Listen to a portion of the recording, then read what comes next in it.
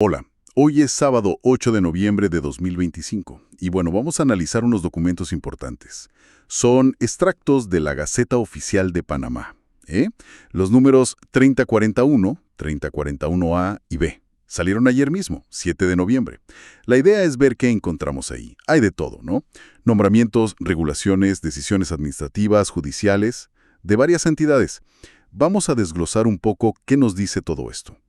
Exacto, porque estos documentos que a veces parecen muy formales, muy densos, en realidad nos dan una visión interesante de cómo funciona el Estado día a día. Reflejan cómo se hacen oficiales las cosas, desde leyes, decretos, hasta, bueno, operaciones internas que al final nos tocan a todos de alguna manera. Perfecto. Empecemos con algo que siempre genera interés, los movimientos de personal.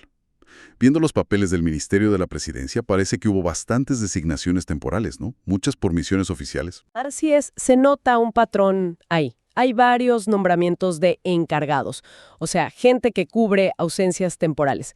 Por ejemplo, en Relaciones Exteriores se ve una cadena interesante. Una cadena. ¿Cómo así? Sí, mira, el viceministro Carlos Guevara Mann cubrió al ministro Martínez Alchá por unos días en octubre. El ministro estaba en misión. Pero claro, para que el viceministerio no quedara solo. Ah, claro. Una asesora, María Alejandra Eisenman, asumió como viceministra encargada. Es como que se aseguran de que siempre haya alguien al mando, ¿entiendes? Entiendo. Como un efecto dominó, pero en la administración. Y eso se repite en otros ministerios. Sí, vimos cosas parecidas. En Desarrollo Social, por ejemplo, la Secretaría General, Andrea Vega Alvarado, quedó como viceministra encargada a finales de octubre, también por una misión del titular. Y bueno, el Ministerio de Cultura, ese parece que tuvo un noviembre bastante movido internacionalmente. ¿Movido en qué sentido? Pues la Secretaría General, Ibis Moreno, tuvo que hacer de viceministra encargada en varias fechas, días sueltos por misiones de la viceministra Ariane Benedetti. Pero además, ojo, en medio de eso, la misma Ibis Moreno fue designada ministra encargada unos días, porque la ministra titular, María Eugenia Herrera, también salió de misión. Ah, caramba. Y mientras ella era ministra encargada, otra funcionaria, Yamilet Estanciola, que es directora de Patrimonio Cultural, tuvo que cubrir el viceministerio. O sea, da la impresión de que estaban haciendo como malabares para cubrir varios viajes casi al mismo tiempo. Definitivamente suena a mucha actividad fuera del país en cultura. Y esto pasa también fuera de los ministerios, digamos, tradicionales. Sí, también en entidades autónomas. Por ejemplo, en la AIG, la Autoridad de Innovación Gubernamental, el subadministrador, Francisco Guinard Lince, quedó encargado un tiempo por ausencia del administrador Fábrega. E incluso en el sector financiero público. El Banco Nacional nombró temporalmente a un subgerente, Sergio Altamiranda, como gerente general interino. Esto fue por vacaciones del titular, Javier Carrizo. Ajá. Y en la zona libre de Colón, el subgerente, Javier Grimaldo, fue gerente encargado 2 veces seguidas en noviembre, cubriendo misiones de la gerente Luisa Napolitano. Uy. Y ahí hay un detalle interesante. ¿Cuál? Que en la resolución especifican que tenía ciertas limitaciones en sus facultades durante el encargo. Es una práctica, digamos, prudente para estos casos. Entendido. Y bueno, más allá de estos encargos que son temporales, ¿hubo algún nombramiento más? Más permanente, digamos. Sí lo hubo. Destaca el decreto 289. Este designa a 5 representantes del sector productivo para la Comisión Nacional de Ciencia, Tecnología e Innovación, lo que se conoce como CONACYT. El nombramiento es hasta abril de 2027. Más allá de los nombres específicos, lo importante aquí es el acto en sí. Formaliza que los gremios empresariales participen en definir las políticas de innovación del país. Que coordina la CENACYT, ¿cierto? Exacto, la Secretaría Nacional. Es un vínculo, pues, clave entre gobierno y sector privado en un área que se considera estratégica. Muy bien. Cambiemos de tema entonces. Vayamos a lo fiscal. La DGI, la Dirección General de Ingresos, sacó varias resoluciones sobre agentes de retención del ITBMS. Aquí la cosa se pone interesante, ¿no? Sí, bastante. A ver, primero recordemos rapidito qué es un agente de retención de ITBMS. Generalmente son empresas grandes o con regímenes especiales. Ajá. que tienen la obligación de retener una parte del impuesto a sus proveedores y pagárselo directamente a la DGI. Es un mecanismo para asegurar que se recaude el impuesto. Entendido. Lo que vemos aquí es lo contrario. Varias empresas a las que excluyen de esa lista de agentes retenedores. ¿Y por qué las excluyen? Parecen ser motivos distintos. Exacto. Atazos diferentes que nos muestran cómo opera el sistema. Por un lado está la Compañía Universal de Perfumería Francesa, QPFS. La excluyen porque opera en la zona libre de Colón, bajo un régimen especial que viene de una ley nueva, la Ley 412 de 2023. Esto muestra cómo la normativa fiscal se ajusta a leyes especiales de ciertos sectores. Y es curioso, la resolución es de octubre de 2024, o sea que estos trámites a veces llevan su tiempo. Claro, un cambio en la ley o en cómo opera la empresa afecta su rol fiscal. ¿Qué otros casos hay? Luego hay dos casos por fusiones de empresas, Global Quality Steel Panama y Toquisa de Panamá. Las excluyeron porque, dejaron de existir legalmente. Fueron absorbidas por otras compañías, Ersi Group Panamá y Transporte y Equipo. Ah, ok. Pero es importante aclarar algo. Las empresas que las absorbieron, las que sobrevivieron, ya eran agentes retenedoras. Simplemente asumieron las obligaciones de las que desaparecieron. La DGI lo que hace es actualizar sus registros, poner todo en orden. Tiene lógica. Y mencionaste un caso que era particular. Sí, el de repuestos y maquinarias GIN. Este es singular. Los excluyeron porque demostraron que hubo un error al digitar una factura electrónica. Un error de dedo. Sí, parece que pusieron un número de cuenta contable donde iba la cantidad o algo así. El resultado fue que inflaron artificialmente el monto de compras que reportaron en un mes de 2023. Más de 1.2 millones de balboas. Increíble. Claro, y con eso superaron el umbral anual de 3 millones que los hacía calificar como agentes retenedores. ¡Qué locura! Un error de tipeo con esas consecuencias fiscales. Y la DGI aceptó la corrección. Sí, aceptó la corrección y los excluyó de la lista.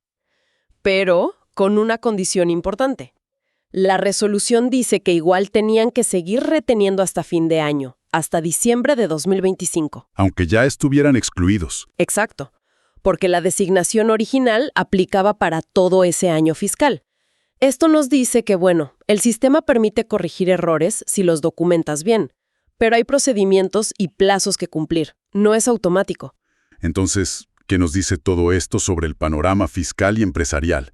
¿Qué conclusión sacamos? Pues mira, nos muestra una DGI que se adapta. Por un lado, a los cambios en las empresas, como las fusiones.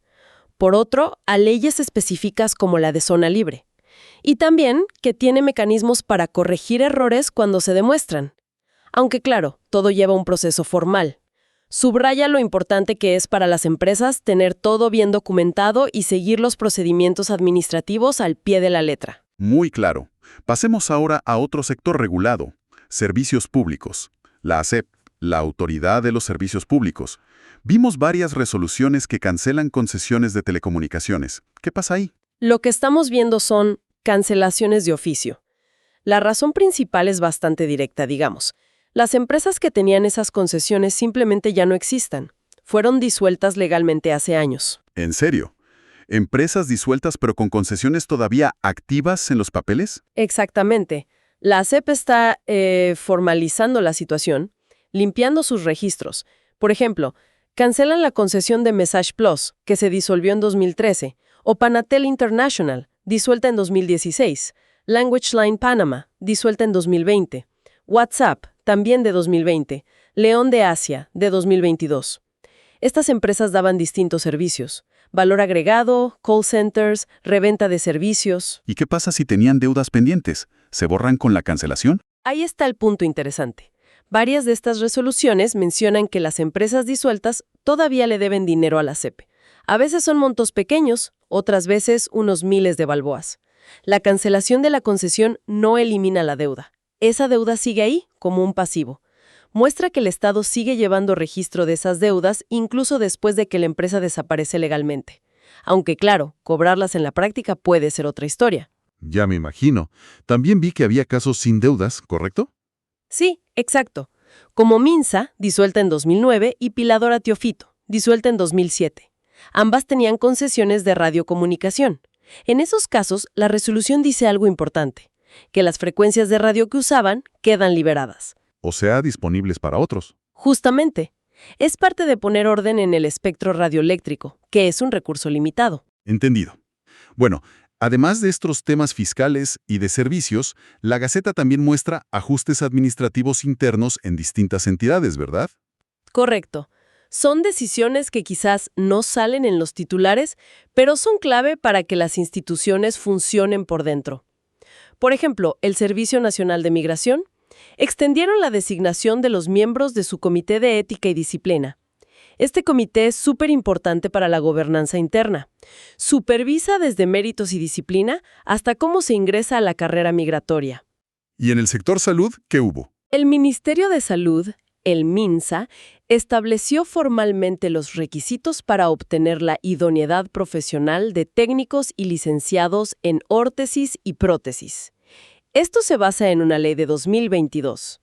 La resolución detalla qué papeles se necesitan, títulos, créditos, prácticas y también cómo validar documentos si vienen del extranjero, apostilla, traducción, reválida. Es un paso para asegurar y unificar la calidad de estos profesionales. Parece importante para mantener estándares. También vi algo sobre movimientos de edificios o espacios entre instituciones. Sí, eso es interesante. Resulta que el Banco de Desarrollo Agropecuario, el BDA, cedió temporalmente el uso de algunas de sus instalaciones a otros ministerios. ¿Así? ¿Cómo cuáles? Cedió unas sucursales que había cerrado en Pedací y Los Santos al MIDA, al Ministerio de Desarrollo Agropecuario, porque ellos necesitaban espacio justo ahí. Y también cedió una planta alta de su sede regional en Los Santos, al MEF, al Ministerio de Economía y Finanzas. Esto fue para reubicar oficinas de la DGI porque parece que el edificio donde estaban tenía problemas estructurales. ¿Y qué nos dice esto? ¿Cooperación? ¿Austeridad? Pues probablemente un poco de ambas cosas. ¿Muestra cooperación entre instituciones? Seguro. Y también una gestión práctica de los recursos. Si tienes un espacio vacío y otra entidad lo necesita urgentemente, pues se colabora. Seguramente también hay un componente de optimizar recursos, quizás por ajustes presupuestarios o medidas de austeridad. Usar mejor lo que ya se tiene. Y para cerrar esta parte administrativa, una corrección pequeña, en la chorrera. Sí, una fe de errata. Es sobre un decreto municipal que tenía que ver con tomar alcohol durante los desfiles patrios. La versión original lo prohibía del todo en la ruta del desfile, pero la corrección aclara que en realidad se rige por un decreto anterior, uno más general. Es un ajuste menor, sí, pero importante para que las reglas estén claras a nivel local. Bien, cubrimos bastante terreno administrativo y fiscal. Para la última parte, veamos qué hay en el ámbito judicial y municipal. Parece que también hubo bastante movimiento ahí. Definitivamente. En el órgano judicial, por ejemplo, la Corte Suprema aprobó reglamentos internos para varios juzgados específicos. Mencionan los de insolvencia en Panamá y el de niñez y adolescencia en La Palma, allá en Darién. Reglamentos internos. ¿Con qué objetivo? Buscan estandarizar y mejorar cómo funcionan esos juzgados en el día a día. Dicen que se basan en un manual de buenas prácticas judiciales. Por ejemplo, el reglamento de uno de los juzgados de insolvencia detalla todo: la calidad del servicio que se espera, qué hace cada funcionario, secretario, asistentes, alguacil, el uso obligatorio de tecnología como el SAG-J, que es el Sistema de Gestión Judicial. Entiendo. Incluso establece prohibiciones claras, como usar celulares personales en horas de trabajo o divulgar información confidencial. Es un esfuerzo por formalizar y, digamos, optimizar la gestión interna de los juzgados. Y, aparte de reglamentos, ¿hubo cambios en la infraestructura, en los edificios o centros judiciales? Sí, y bastante notables, diría yo. Aprobaron acuerdos para crear e implementar nuevos centros judiciales en varias partes del país. ¿Nuevos centros? ¿Cómo cuáles? Están creando RUEs, que son registros únicos de entrada. La idea es centralizar y agilizar cómo se reciben los documentos. Van a ponerlos en David y La Chorrera, por ejemplo. También CCBs, que son centros de custodia de expedientes vigentes, para manejar mejor los archivos físicos. CIACs, que son centros de información y atención al ciudadano, y CCJs, centros de comunicaciones judiciales. Esto en lugares como Chitré y en Panamá por Carrasquilla. Suena a una modernización importante, ¿no? ¿Qué significa esto en la práctica? Pues implica una expansión y una reorganización de la infraestructura física y de los servicios que da el órgano judicial. El objetivo parece ser claro: mejorar la eficiencia, la atención a la gente y cómo se manejan los casos. Lo hacen especializando y centralizando ciertas funciones administrativas y de comunicación. Interesante movida. ¿Y a nivel municipal? ¿Qué nos cuenta la Gaceta? Ahí también hay variedad. En Aguadulce, por ejemplo, aprobaron contratos para arrendar tierras del municipio. Eso es parte de la gestión normal de los bienes municipales. Pero en David, en Chiriquí, encontramos varias cosas que llaman la atención. A ver, ¿cómo qué? Primero, el Acuerdo 40. Declara el desfile de las 1000 naguas como un evento oficial de interés cultural y turístico del distrito. Se va a celebrar cada tercer domingo de octubre. ¡Qué bien! ¿Un reconocimiento a la cultura Angabe Buglé? Exacto, es un reconocimiento formal y muy valioso. Luego está el Acuerdo 41. Este autoriza al alcalde a firmar un convenio o un fideicomiso con el Banco Nacional. El objetivo es modernizar cómo se cobran los impuestos municipales. Quieren usar plataformas de pago físicas y también digitales. Eso apunta a más eficiencia y transparencia en las finanzas locales. Justamente. Y ambas parecen iniciativas positivas, ¿no? Pero hay algo más en David que me pareció especialmente notable. Sí, ¿qué cosa? El Acuerdo 44.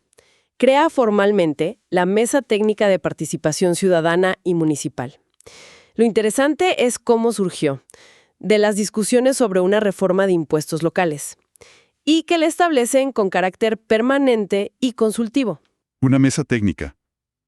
¿Y quiénes la forman? Su composición es mixta, eso es clave. Hay 3 representantes del municipio y 5 de la sociedad civil organizada.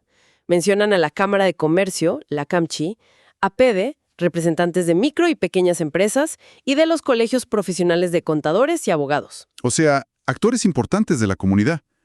¿Y cuál va a ser la función de esta mesa? Pues tiene objetivos amplios: darle seguimiento al régimen tributario, ejercer fiscalización ciudadana, dar opiniones técnicas sobre normas o proyectos del municipio, evaluar cómo se ejecuta el presupuesto. Básicamente lo que hace es institucionalizar un canal para el diálogo y la colaboración entre el municipio y actores clave de la sociedad civil. Incluso les ponen un deber de confidencialidad a los miembros. Oye, pues esto sí que suena como un desarrollo importante, en términos de gobernanza local, de participación ciudadana. Sin duda, es un modelo interesante. Habrá que ver cómo funciona en la práctica. Y bueno, para terminar con lo municipal, en Los Santos aprobaron un traslado de partida presupuestaria. Algo interno, bastante rutinario, para cubrir gastos de las fiestas patrias de noviembre. Bien, creo que hemos recorrido un espectro bastante amplio de la actividad gubernamental. Todo esto reflejado en solo unos días de la Gaceta Oficial. Entonces, si tuviéramos que resumir, ¿qué nos llevamos de este análisis? Yo creo que lo principal es ver esa diversidad de acciones, ¿no? Desde los nombramientos temporales que aseguran que la alta dirección siga funcionando, pasando por los ajustes fiscales que responden a cambios en las empresas o a errores, la limpieza administrativa, digamos, de concesiones que ya no tenían sentido, la creación de nuevas reglas para profesiones, la modernización importante de la infraestructura y los procesos judiciales, hasta llegar a la gestión municipal del día a día y, de forma destacada, esa experimentación con nuevas formas de participación ciudadana, como la Mesa Técnica en David. Sí, es un recordatorio de que la Gaceta Oficial, aunque parezca muy formal, muy árida a veces, es un registro vivo de cómo funciona el Estado. Documenta cómo se ponen en marcha las políticas, cómo interactúa el gobierno con la gente y las empresas, y, bueno, cómo se toman decisiones que nos afectan directa o indirectamente en la vida diaria, en la economía. Exacto. Conecta las decisiones de arriba con la operación concreta en muchos frentes distintos. Muestra los mecanismos formales que usa la administración pública para avanzar, para ajustarse y para comunicar lo que hace. Y para cerrar, dejemos una reflexión en el aire. Pensando en esa mesa técnica de participación ciudadana que crearon en David, ¿qué tan efectivos pueden ser realmente estos mecanismos formales de colaboración entre municipio y ciudadanos? ¿Pueden ir más allá de solo consultar y de verdad influir en cómo se gestionan las cosas? Y sobre todo, ¿pueden ayudar a que haya una mejor rendición de cuentas a largo plazo? ¿Podría ser un modelo para otros distritos? Es una pregunta clave, la verdad. Su éxito va a depender de muchos factores: la voluntad política que haya, la capacidad técnica de la gente que participe, la transparencia del proceso. Será interesante ver cómo evoluciona. Sin duda alguna. Y con ese interrogante, pues concluimos nuestra exploración de hoy a estos extractos de la Gaceta Oficial de Panamá. Ha sido un recorrido bastante revelador por la trastienda administrativa del país.